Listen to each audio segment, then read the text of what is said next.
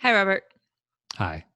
Today we are talking about vision in the Course, which it describes as the goal of this path and also the happiest experience that we can have in this world. And yet, once again, this is a topic that we don't hear much about in the community. So here we are again, and I am looking forward to unpacking this very, very important topic with you today. It's a hugely important topic. And I've gone through a whole evolution with the topic of it not showing up on my radar to realizing how important it is, understanding what the Course is saying, to realizing that what the Course describes is a fairly common experience that Mm-hmm. we don't, that goes on everywhere, but people don't talk about. There's no category for it in the culture. Yeah, and yet it's one of those things when people understand the Course's definition of vision, they make the connection of, yes, I've had that. I've experienced that. Yeah, that makes sense. Yeah. So, Yeah. I mean, I would love it not to just be a category that's in course students' minds, but a category in society in general. And not that we have the kind of influence to make that happen, but I hope it happens someday. all right. Well, let's stop teasing people and get into Okay. what this is about. So you have in your discussion guide some 10 points. Is it 10 today? 10 points for I think it us? is. I think it's Yeah, 10. nice round number. Okay, let's get started. First of all, I think we should say that vision in the course is also called true perception. It's also called Christ's vision. And yet, I think vision is by far the most commonly used term. True perception is not used that much. But just so you know, those are synonyms. And the beginning of the Course is called the spiritual eye, correct? Well, I think the spiritual eye is the faculty that sees with vision. Mm-hmm. And that's later called the eyes of Christ. Okay. Okay. So my first point is in normal perception, we mentally interpret what our physical eyes see. But we can never know what we are seeing because the nature of perception is that we are separated from what we're trying to know. And this is just a general point to set us up. It's not about vision, it's about the opposite of vision. Our normal way of perceiving, we look out with our eyes, we hear with our ears, we gather information with our senses, and then we interpret that. And that's all we know about what perception is. That's what we think is the sum total of perception. And then in addition to that, it's a perpetually frustrating experience because we're trying to know what's there, we're trying to figure it out, and we're never sure because we're trying to know something that we're separate from. Yeah, and I remember you talking about vision in somewhere, and you were saying that your your opinion on this topic has evolved over time, but originally you thought it was we look out in the world, we perceive through our senses, we interpret, we get those interpretations wrong, and then vision is still interpreting, but interpreting correctly. And yet that's not exactly what's going on here. It's a whole different way of seeing. It has nothing to do with the senses of the body. Nothing to do with the senses, and there's no mental interpretation involved either. I think that's what I assumed. I don't even really know for sure because I didn't give it a lot of thought. But I also, the reason why I bring that up is because I think that that is probably where a lot of listeners are. When you say true perception, then it's easy to say, okay, well, I'm seeing wrongly or falsely, and I just need to see accurately, and then that's it. But that's not even what's going on here, because in vision, there's really no interpretation that's going on at all. Right. Yeah. Yeah. So let's go on to my second point, which is basically about that. Number two, vision is a completely different kind of perception that does not use either physical sight or mental interpretation.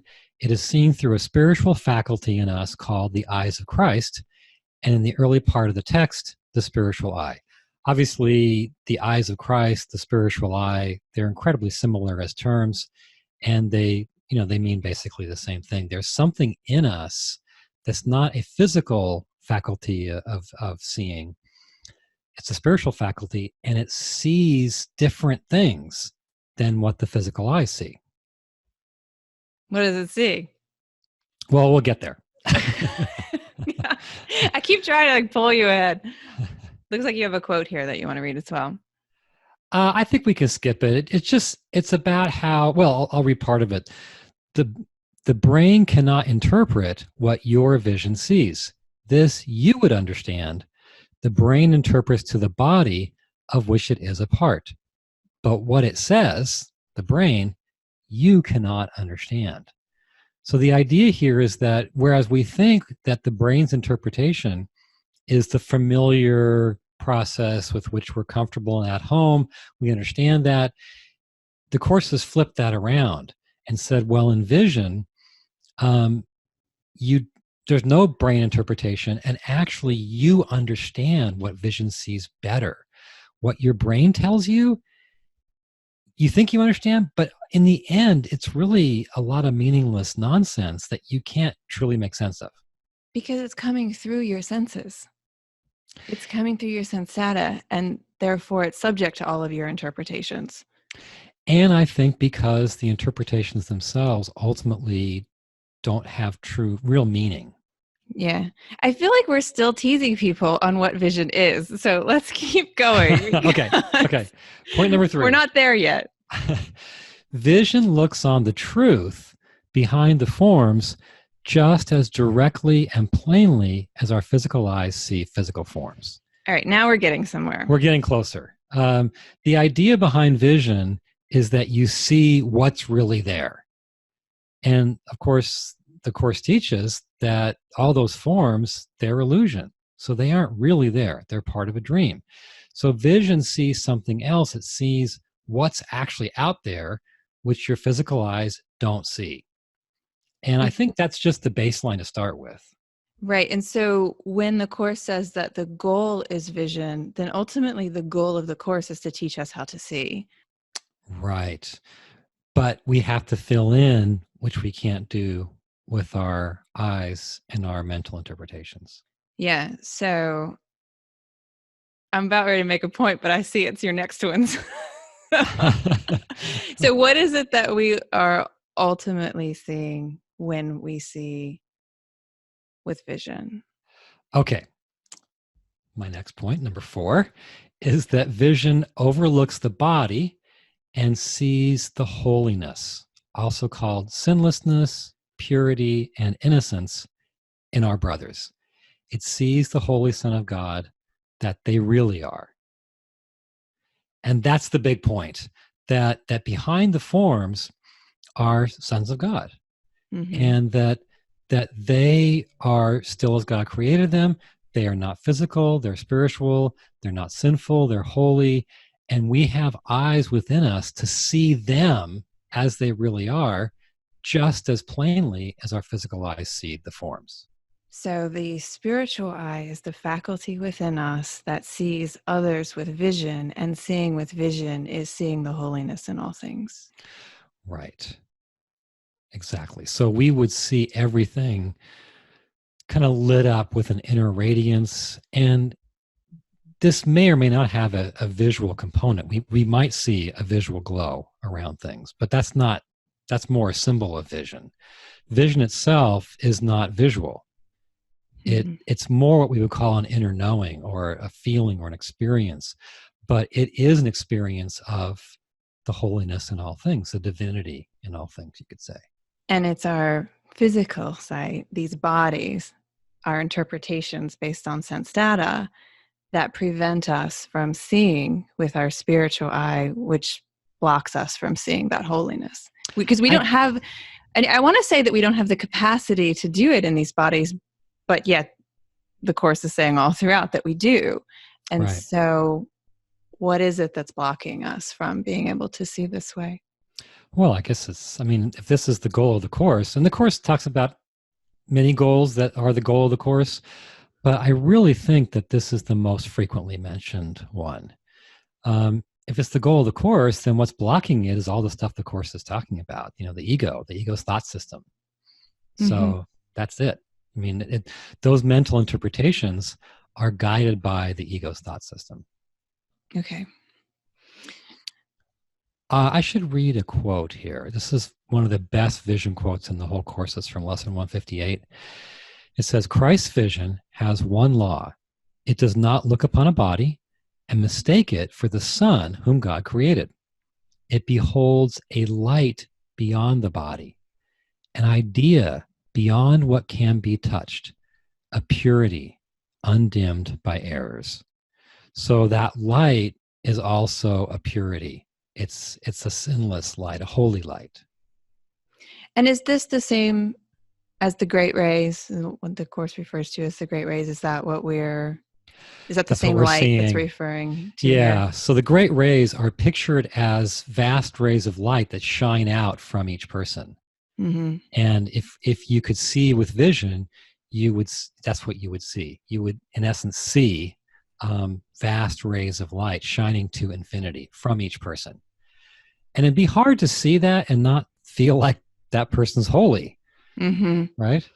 And I'm always afraid I'm going to preempt your points, but that would never happen. And I usually ended up doing just that.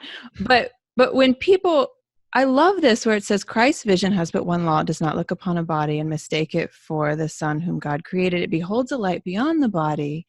And so I think that we can get the sense of that conceptually, and yet we're not really looking at each other and seeing light. And yet the Course says that there are times when that can actually happen. So we can look at another person and just kind of mentally get to a place where we're trying to see them as the Son of God. But sometimes people actually have true experiences of vision where the light is what they see. Do you want to talk about that? Because there's a range here. There's definitely a range. Just as in our meditation podcast, we talked about the range between meditating, you can have a heightened sense of relaxation all the way up to a direct experience of God. I think vision is the same way. You can just mentally perceive someone as the child of God, or you can actually see them that way. And so do you want to talk about some of the more extreme examples of vision? Well, sure. I want to just make sure we aren't. Yeah, we can do that. Getting ahead of ourselves. Oh, we wouldn't do that. Well, one thing that I found, I mean, as we'll see in a little while, the Course talks about, glimpses of vision that everyone has had. But it also describes something that is a much more extreme kind of experience, a more full-blown kind of vision. And here and there for a while now, I've been collecting examples of more full-blown experiences of vision, which are, as I mentioned earlier, surprisingly common. It's amazing how many people have had powerful spiritual experiences that totally fit the Course's description of vision. So I'll go ahead and read one of my favorites. This is from Beverley Broadsky. She had a near-death experience in which she had a profound sense of union with God. Then after she came out of the experience, she said she had 6 months in which she saw everything in this way. And she's not a Course in Miracles student, so she wouldn't use the term vision. I'll just go ahead and read what she says. After my NDE from a fractured skull in a motorcycle accident, for the next 6 months, I remained in a state of bliss, oblivious to any pain. I saw wondrous meanings everywhere. Everything was alive and full of energy and intelligence. The light and love filled every object, whether natural or man-made. I loved everybody and everything. I saw the unity and interconnectedness of all life. I saw the radiance that I experienced in my NDE, and that was the light of God, in every molecule, object, and life form. Plants, stones, and animals had an awareness of this connection and their inner spark of life. That's interesting that even inanimate objects. She goes on to say that man-made objects had the spark in them as well. Everything. Mm-hmm. And that aligns with the Course's teaching that everything is the Son of God. We're all part of the sonship. It does. I think the Course, it adds on a layer saying that what we also see with vision is the loving thoughts that are in the world and went into the making of the world.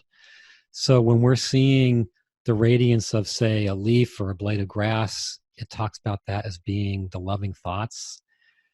But it also talks about in other places as being the Son of God.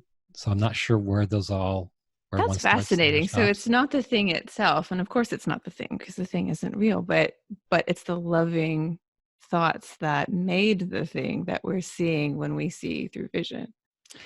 Yes, and I also think that there is a consciousness associated with even inanimate things, like you're saying. You know, Yeah. some part of the Son of God is associated with that leaf or that table. And I don't want to pull us onto that topic, but I'm hearing more about that in scientific circles. It's a Have you heard of panpsychism? Sure, yeah, that's the whole topic, which you don't want to get me started on. But, Why not? well, I've got issues with that. But the idea is that everything has some level of consciousness. Not everything is capable of complex thought processes, Right, obviously. right. So it's an evolution, but at the same time, this table has a consciousness, the plant has a consciousness, and that's panpsychism as I understand it. That's true. And I like that to an extent, but the position itself tends to be a way to save a view that there is no immaterial mind. There's no mind that exists independent of bodies. I see. Okay.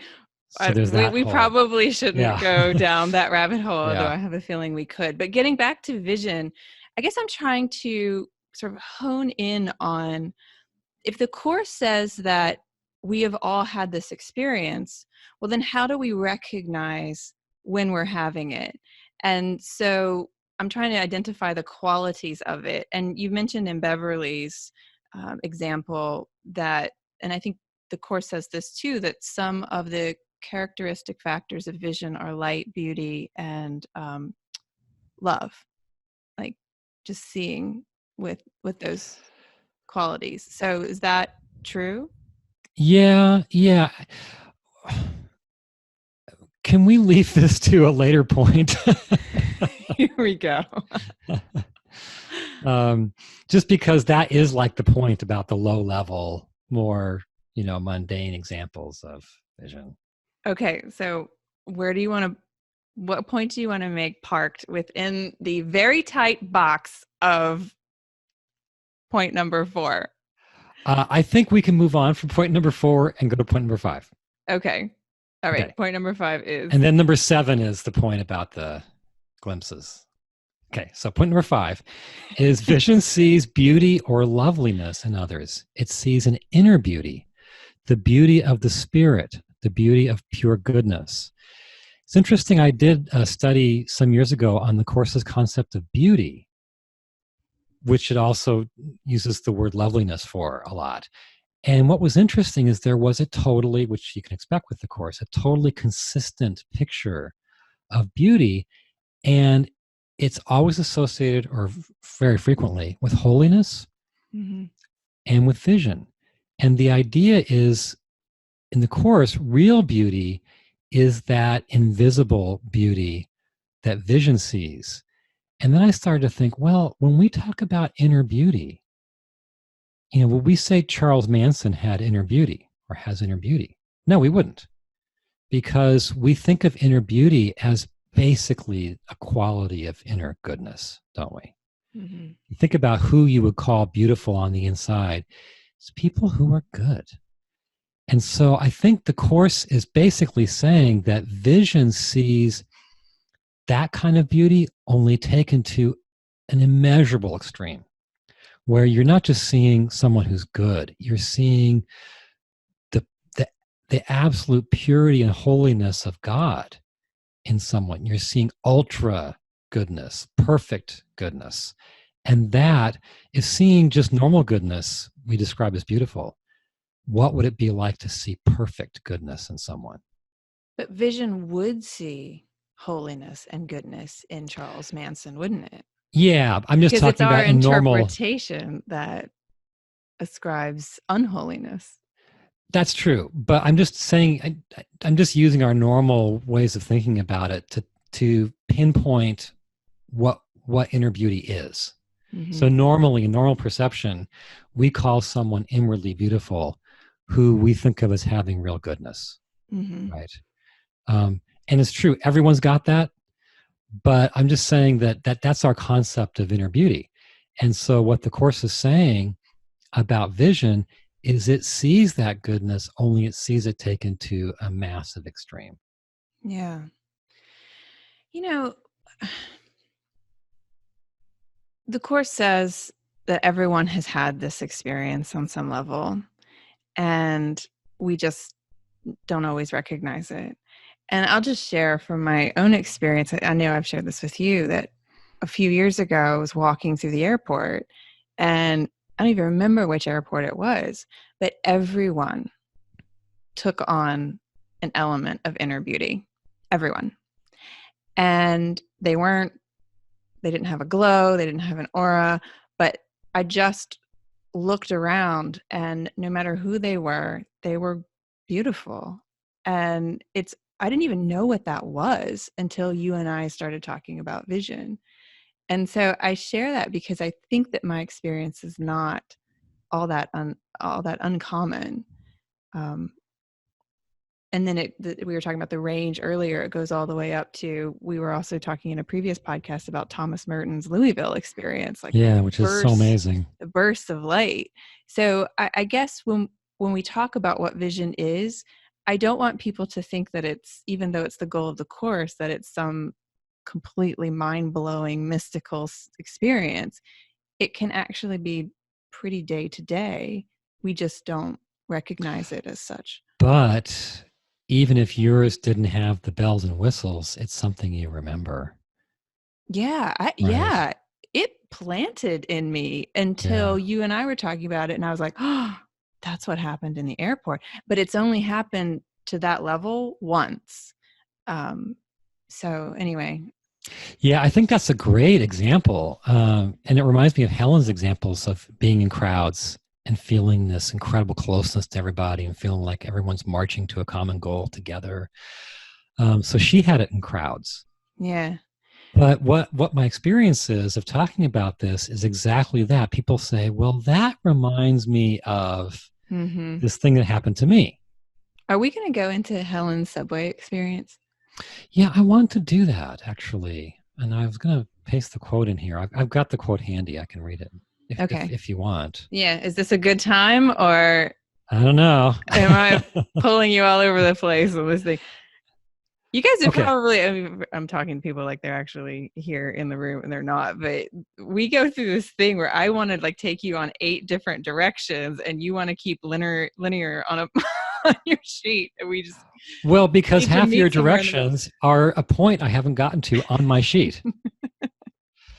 Okay, so maybe if I read the sheet in advance. So I wasn't going to say that. So Helen had this, one of the most profound experiences of her life. Apparently it was in like the late 30s in the subway.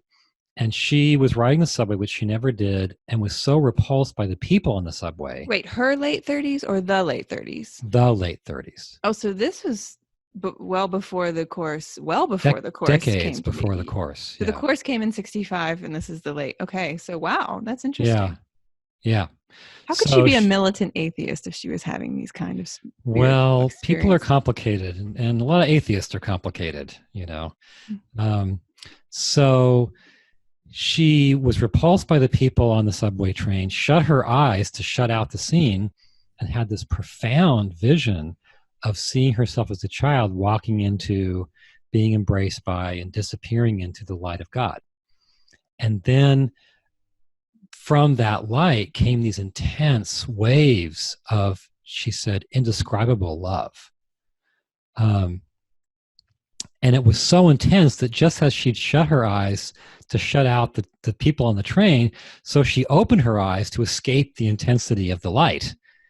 And then she says, let me see here, I saw the light an instant longer, during which I loved everyone on the train with that same incredible intensity.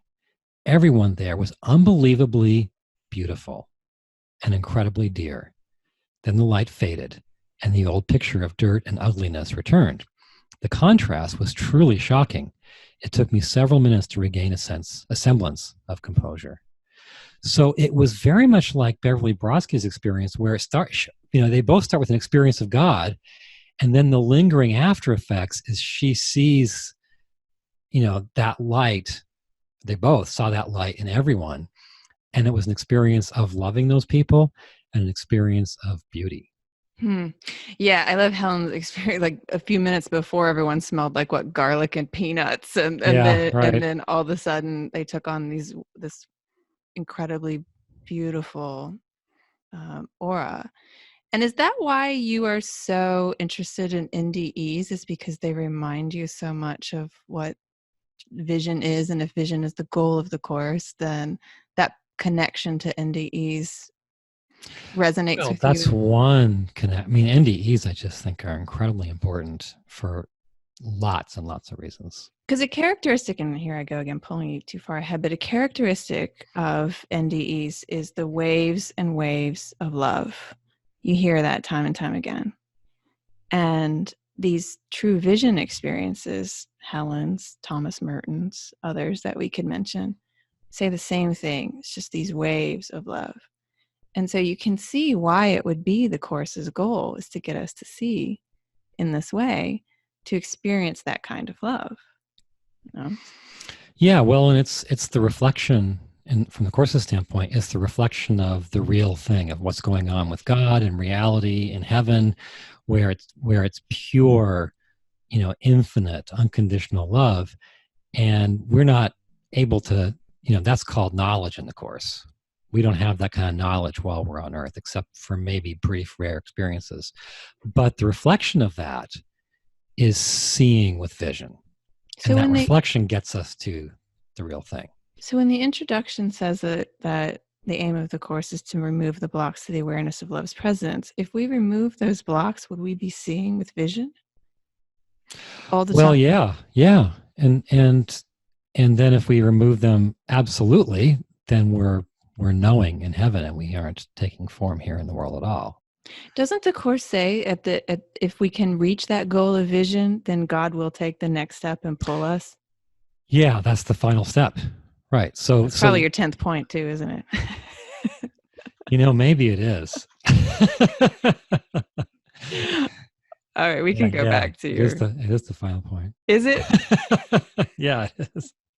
Okay. That's it. You're going to fire me from this podcast. So number 6 is vision does not just see the truth in one person, it sees a universal light behind all changing forms, a light that is the same, is united, and never changes. So, we've been talking about vision as we see the truth in a person, but when vision is more full-blown, we're seeing it we're seeing the same light behind all the forms. Yeah, and I love that, all the forms, because it includes everything. Obviously, the minds, people are the most important, but it includes animals. Yeah. Inanimate plants and rocks and the earth, all of it. Yeah. So Beverley Broadsky said in molecules in the air. I have another description where she talks about seeing it in the air. That's so it's like literally everything. If someone wanted to strengthen this capacity, if somebody's listening and they're thinking, God, how do I want to get better at that, what should they do? They should listen to my 9th point. All right, keep going. So number 7, everyone has had glimpses of vision. When Helen and Bill joined in another way, they had, quote, a little flicker of your eyelids, Jesus said, in which they saw each other through vision. And there's a quote from the Course that says, no one in this distracted world but has seen some glimpses of the other world about him. So he says everyone here has had glimpses of the other world, which is a way of talking about vision. And Helen Bill, in that moment, and basically in which the Course was born, they're joining in another way or a better way. When they joined, they were seeing each other through vision. There were none of the bells and whistles. There were no visual auras. It was not an overwhelming spiritual experience. But it was as if the scales fell off their eyes, and that person they had suspected and mistrusted and resented suddenly was a safe place and was someone they could join with safely. And what if somebody's listening and they're thinking, well, I just thought that was a holy instant. So what's the difference between an experience of vision and a holy instant? Well, there's a lot in common between them. I mean, and there's a lot in common between the holy instant and the miracle as well. So, there's all these core concepts: forgiveness, the miracle, the holy instant, vision. They're all overlapping with each other. Can you parse any distinction between a holy instant and vision? Well, yeah. Or a holy instant is when you see with vision in that moment. Or it can be a moment when you have an experience of knowledge. It can be a moment in which you contact more of the light within you and you aren't seeing with vision. But that's the basis for seeing with vision. Like lesson 44 in the workbook, God is the light in which I see. That's a meditation lesson in which you sink down to the light in you so that you can see, so that that light in you can be the basis of vision. Mm-hmm. So you might have a holy instant in meditation that's not an instant of vision, but is an experience that makes vision possible. So there's a lot of experiences you can have in the holy instant. It's an instant in which you flip into a different state. And I'm really glad that you brought up this example with Helen and Bill and their joining. Number one, because it's so important in the Course. It's the origin. But at the same time, I think as we've been talking about vision and Helen's subway experience and Beverley's NDE and whatnot, you can think it's these big, magnanimous, spiritual experiences of light and love and holiness. And really, this is such an example of just a joining where they dropped all of their judgments of each other and came together in pursuit of a common goal. And that the fact that the Course also describes that as vision, I think is very significant. Yeah, one of my favorite descriptions of what you could call the holy encounter is in the psychotherapy supplement. It's about therapist and patient. And it talks about a moment, it says, in which the room becomes a temple and the street, obviously next to the office, a stream of stars that brushes lightly past all illusions. And the sense you get is there's an encounter happening between these two people, therapist and patient, in which the normal scenery becomes imbued with this quality of sacredness and holiness because they're seeing each other in a way they haven't. Yeah, and it goes to the concept of the Christ being born in its ancient home, like each other, like we're born again in each other and through each other. And I just love that. Well, there's a passage I have here about Helen Bill's experience that talks about Christ being born or reborn. It says, what then has joined them? And it's really talking about Helen and Bill.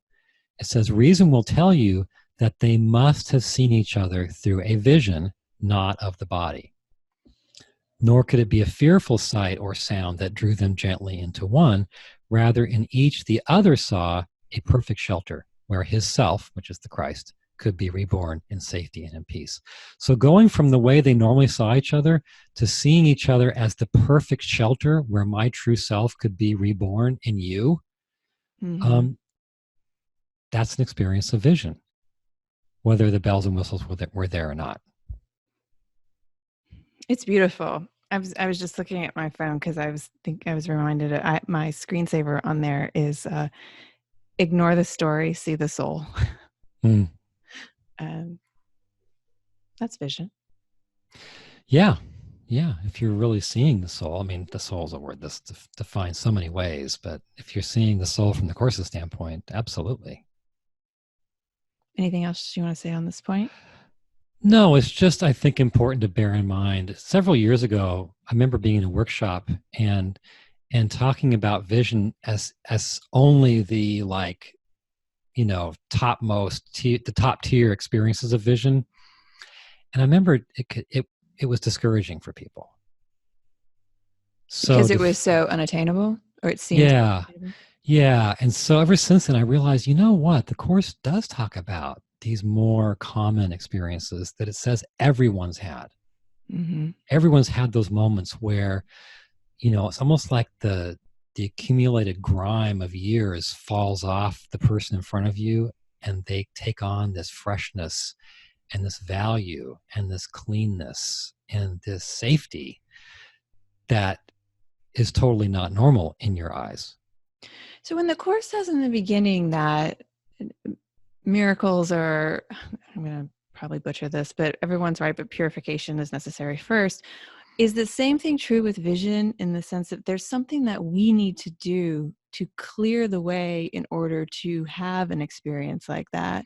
Or is it just something that appears indiscriminately? I felt like the airport experience was pretty indiscriminate. I didn't do anything to prepare for that. It just How do you came. know? How do you know? Well, it's funny that you say that, because as I'm saying I didn't do anything to prepare, maybe I did.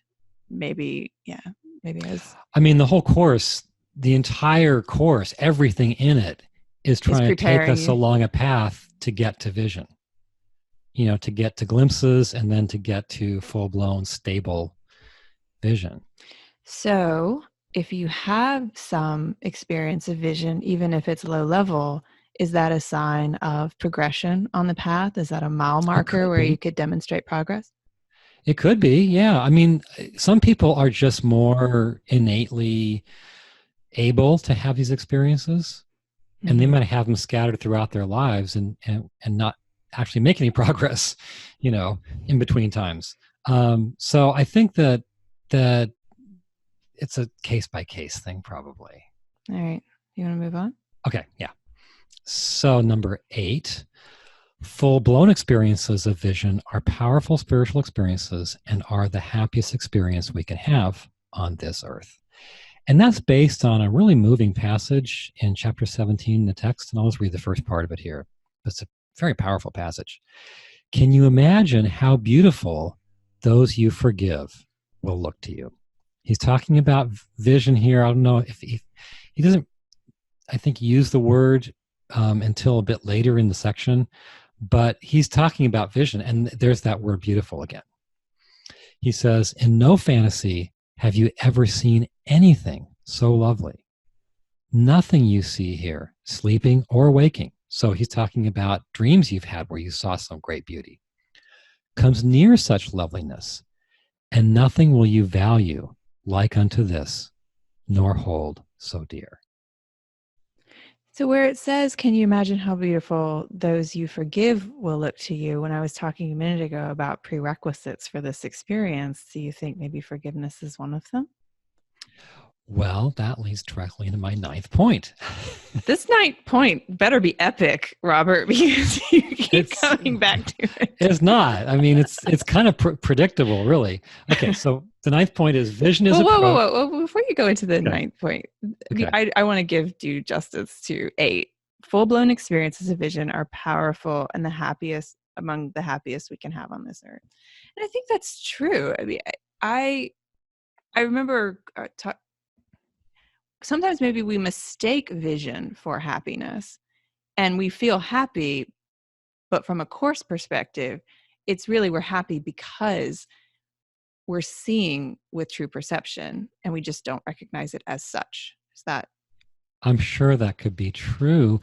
On the other hand, I think even the more pedestrian experiences of vision leave you feeling that was memorable and significant and different. But the happy experiences, so that the happiest experiences that we tend to have are in relationship. And if we're happy because our relationship is good, and if our relationship is good because we've dropped the story and seen the soul of the other person, then are we in some low-level experience of vision and just calling it happiness. We could be, yeah. But of course, usually we feel like things are going good because our ego's gotten what it wanted. That's the norm, right? Yeah, we're not identifying it as I'm happy because I'm seeing the God's holy son in my brother. I'm happy because they're doing what I want them to do. Right. Yeah, okay. Yeah, it's not, I'm happy because I'm seeing something eternal in them. And right now, it doesn't matter what they do. Yeah, got it. Okay. All right. Drum roll, please. Okay, but before we get there, before we get to the ninth point, I just think it's worth stating that they are surprisingly common. And if you start talking about this, people start coming out with experiences like yours and also some really like powerful, life-changing experiences of vision. It's like it's a in the closet topic. Well, yeah, and you wrote an article on vision that I'll put in the show notes for this podcast. And at the end of it, you asked the circle community for experiences that could be classified as this and got a lot of them, didn't you? Yeah, quite a few out of a pretty small community. Mm-hmm. So I just think that it's like before near-death experiences were recognized, it was still true that like 5% of the population was having them. Mm-hmm. But no one was talking about them, and people that were having them weren't sharing them. And yet 5% of the population is a huge percentage, really. Yeah, and that parallel between vision and NDEs is there in the sense of people who were having NDEs were having the same experience. They just didn't know it because people weren't talking about it. And vision is the same way. People are having these experiences of seeing beauty, light, and holiness in others and then not talking about it. And yet, when it is more out there through things like this discussion, people are like, yeah, okay, they can connect with it because they've experienced it firsthand. I think the real human experience is so much lighter and darker than what's acceptable in our culture. And we're finding that, there have been dark experiences swept under the rug. You can't talk about them, but lots of people are having them. And that's starting to come out in certain ways. And it's like the same on the spiritual side. Well, think about the Me Too movement. I just read that, the statistics on sexual abuse are, incredibly sobering. And yet it's been going on forever and people haven't been talking. Yeah. But now that they are, you're seeing how common it is. Got it. Okay. Yeah. Have you ever had an experience that you would classify as vision? Not the higher level, just the more garden variety. But even those, can be very powerful and life-changing. So I've had those. Okay, so... Is this point number 9? Number 9. Maybe we should just skip number 9. No, I'm kidding. Okay, so vision is approached through every means in the Course, but it is mainly approached through forgiveness. Now, if vision is the goal of the Course and forgiveness is the central teaching of the Course, then we'd have to assume that forgiveness is the royal road to vision, right? And it also logically it makes sense, because in forgiveness, what are we doing? We're letting go of our perception of this person as that misbehaving body. And we're embracing a perception of them as the Son of God who's never sinned. Well, all vision is it's the seeing of that second part, right? The overlooking of the misbehaving body and the actual seeing of that Son of God in them. So forgiveness is the direct, logical invitation to vision. Okay. And I know we've just done a whole podcast on vision, so I think it's number 11. And on forgiveness. Did I say? Okay, I meant forgiveness. Did I just say vision? Yeah. This is the podcast we're doing on vision. And it's not quite over yet. The last one is the one we did on forgiveness. So there's a deeper dive into the mechanics of that from a Course perspective there. Yeah. Yeah. Yeah. So I just think, what if we want vision, we should think, let's do the course whole and complete, and let's get this forgiveness thing. I think forgiveness is it's not something you learn once, it's a mountain you climb. And I think sometimes we climb, a few feet up the mountain, we hang out there for 15 years. We tumble down. We tumble down. Yeah. I mean, learning forgiveness is synonymous with the inner growing up process. Mm. And it's fascinating that these things are so intertwined. And yet, when we talk about forgiveness from a course perspective, you don't really hear vision associated with it all that much, or at least the word. Well, it was a whole journey for me first to get what the course was saying about vision. It's a different kind of perception. Here's what it sees. And then once I got that, it was a long time before I started realizing, hey, that experience fits the bill. That experience fits the bill. There's actually a term in the phenomenology of religion called extrovertive mysticism. And it was coined by this guy, W.T. Stace, like 60 years ago. But it's vision, because extrovertive mysticism is where you see the divine in things in the world. Mm-hmm. Well, Thomas Merton's Louisville experience is vision. It just would never have been referred to as such. Right. So what happened to me was, there was a long time before it showed up on my radar, then a process of discovering conceptually what the course is saying, then a process of matching that with experiences and even terminology out there, then a process of teaching it and finding out how common it was. So it's been a long process for me, and I can understand why, people are still back there, like it not showing up on their radar. Mm-hmm. Well, hopefully we'll change that to some degree. All right. Point number 10. We are running out of time here, aren't we? Okay. Yes, we are. Okay.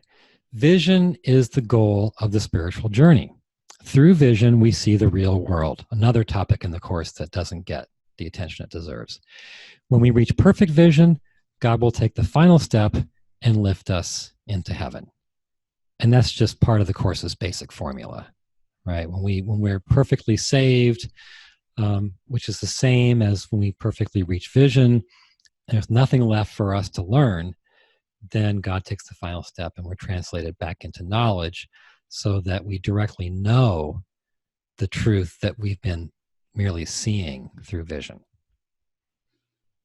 What does it mean that God takes the final step and lifts us into heaven? I know that's not exactly connected to vision, but if that's what happens at the end of the tunnel, when we achieve vision, then what do you think that looks like? Well, who knows? I mean, the idea is that we've been working with the Holy Spirit to go through the learning process, and we've reached the absolute end of that process. There is nothing left to learn, in the sense of no inner healing, development, perfecting anything. And so the rest of the process is something that we don't participate in at all. It happens to us. God lifts us back into the state of knowledge, just as he gave us existence in creation. Do you really think that's possible in these bodies, to be in a state where we look around and all we see is the holiness in all things? Well, I think it's very rare. And I think that's exactly the state that Jesus reached at the end of his life. And where he could see the holiness even in the people who were murdering him. Yeah. Mm-hmm. And I think that what the Course calls the final step, well, the Course equates that with his ascension. So his resurrection is even... Go ahead. The resurrection is pre-final step, and then the ascension was the final step. So maybe that's it. God lifted Jesus, and that's an example of what he does at the end of our journey. So when Jesus reached that state on the cross, which, if I understand correctly from you, you feel like he learned his last lesson on the cross And that He last basically said that to Helen in that resurrection guidance that she got after the course. So explain to the listener what that lesson is briefly. Well, I think that the way he talks about it is the illusory nature of death. Like he learned there is no death. Okay. And so he was able to get that lesson, see the holiness in all things, and God lifted him. Maybe that's exactly what happens to us. Yeah. Well, I think, it'll be some version of that, but he had reached, in the course's view, he had reached that perfect state of absolute total learning where there was nothing left for him to do, nothing left for the Holy Spirit to do with him. All that was left would be for God to translate him back into the state of knowledge that he was created in. What do you think the Holy Spirit's role is in teaching us vision? Well, I think he gives us vision. You think he gives us vision, or you think he guides us to I think both. use the faculty within us? I think it's both, which sounds contradictory. I'm not sure it even matters that much, but I think he's guiding us, he's opening that faculty, he's empowering that faculty.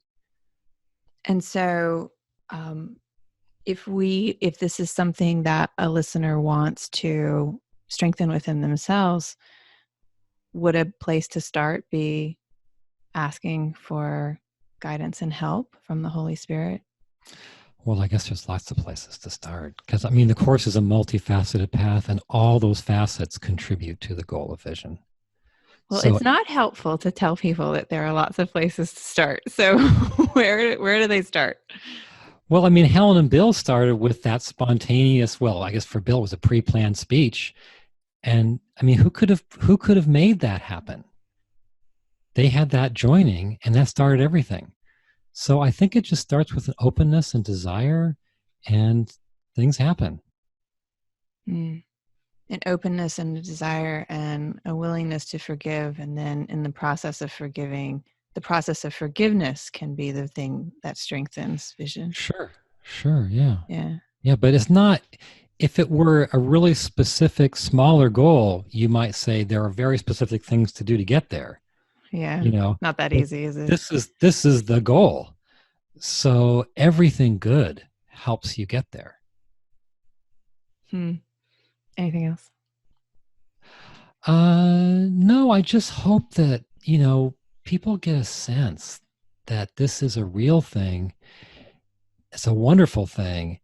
And I'm hoping that we've, brought them into this topic and it's become more real. I think it has. I hope so too. All right. Thanks, Robert. This is great. Yeah. Thank you. See you next time.